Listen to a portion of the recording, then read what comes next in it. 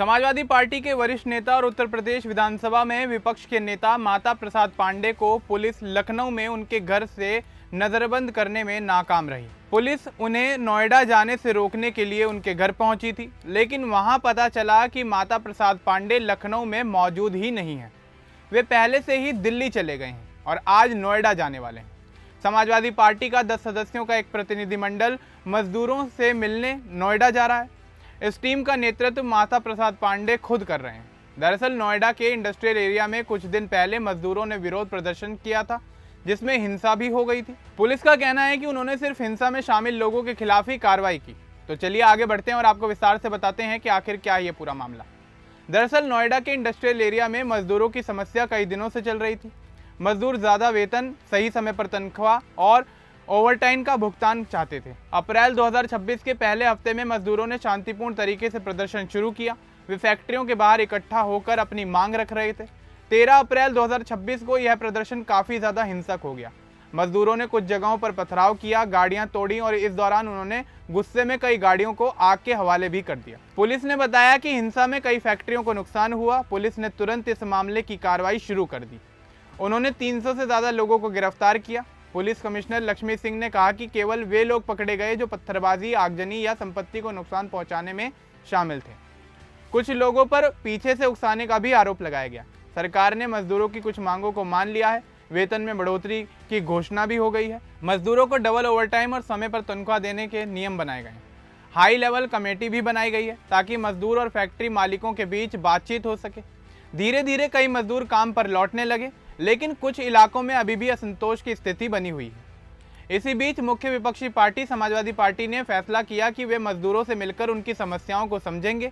Party प्रमुख अखिलेश यादव के निर्देश पर 10 सदस्यों का एक दल बनाने का फैसला लिया गया। इस दल का नेतृत्व करने का जिम्मा नेता प्रतिपक्ष माता प्रसाद पांडे को सौंपा गया।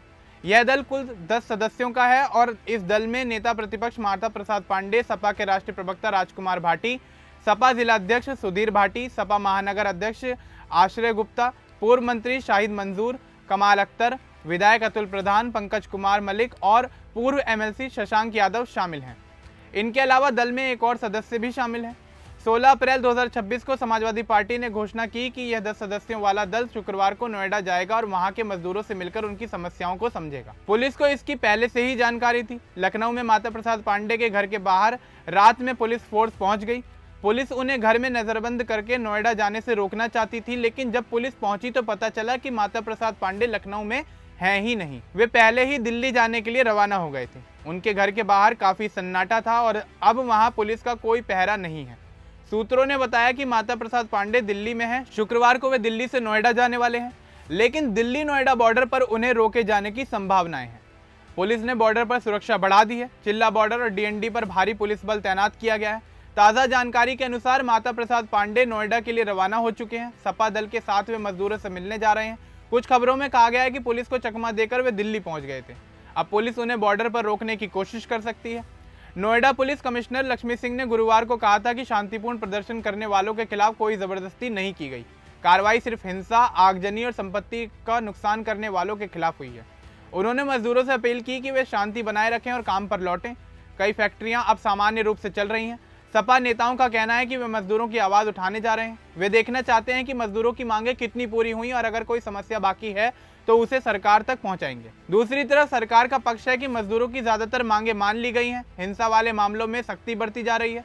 पुलिस का कहना है कि कुछ भारी तत्वों ने हिंसा भड़काई। वे उन लोगों की भी जाँच कर रहे हैं जो पीछे से इन लोगों को उकसा रहे थे। अभी तक की स्थिति यह है कि नोएडा में सुरक्षा कड़ी कर दी गई है। बॉर्डर पर पुलिस को तैनात कर दिया गया है। अगर सपा दल नोएडा पहुंचता है तो मजदूरों से उनकी मुलाकात होगी। अगर उन्हें रोका गया तो राजनीतिक विवाद और भी ज्यादा बढ़ सकता है। सपा कह रही है कि यह मजदूर विरोधी रवैया है। पुलिस का काम शांति बनाए रखना है। ताज़ा जानकारी के मुताबिक माता प्रसाद पांडे नोएडा की ओर रवाना हो चुके हैं। अगर कोई नई घटना सामने आती है, जैसे बॉर्डर पर रोका जाना या मुलाकात, तो उसकी जानकारी बाद में सामने आएगी। अभी तक दल नोएडा पहुंचने की कोशिश में है। इस घटना ने दिखाया कि मजदूरों की समस्या सिर्फ आर्थिक नहीं बल्कि राजनीतिक भी बन गई है। दोनों तरफ से बयानबाजी हो रही है। मजदूर चाहते हैं कि उनकी समस्याएं जल्दी सुलझा ली जाएं। सरकार कह रही है कि उन्होंने कदम उठाए हैं। विपक्ष कह रहा है कि वे मजदूरों के साथ खड़े हुए हैं। अब इस पूरे मामले को लेकर आपका क्या कुछ कहना है, हमें कमेंट बॉक्स में जरूर बताएं। बाकी इस तरह की और अपडेट्स के लिए हमारे चैनल को सब्सक्राइब करना ना भूलें। धन्यवाद।